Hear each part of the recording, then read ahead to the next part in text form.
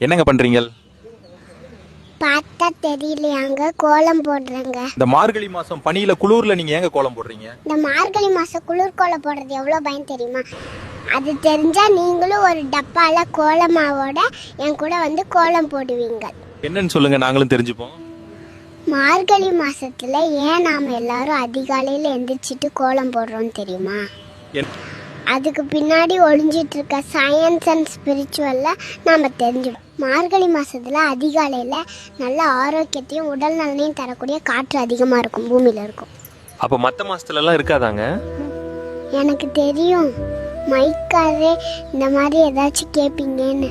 இந்த மார்கழி மாசத்துல இருக்க மாதிரி வெதர் கண்டிஷன் வேற எந்த மாசத்துலயும் கிடையாதுங்க.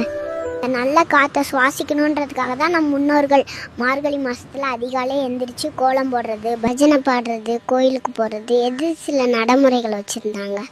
சும்மா நம்பல. யாராச்சும் மார்கழி மாசத்துல அதிகாலையில வெளியே போன்னு சொன்னா போக மாட்டோம். அதனாலதான் கோலம் போடுறது, கோயிலுக்கு போறதுன்னு சில நடைமுறைகளை நம் முன்னோர்கள் வச்சிருந்தாங்க. ஸோ நம் முன்னோர்களோட வழக்கத்தை ஃபாலோ பண்ணுவோம், ஆரோக்கியமா இருப்போம். அப்புறம் இந்த வீடியோ பிடிச்சிருந்தா லைக் பண்ணுங்க. யாரெல்லாம் அதிகாலையில் எழுந்திருக்கிறீங்கன்னு கமெண்ட் பண்ணுங்க.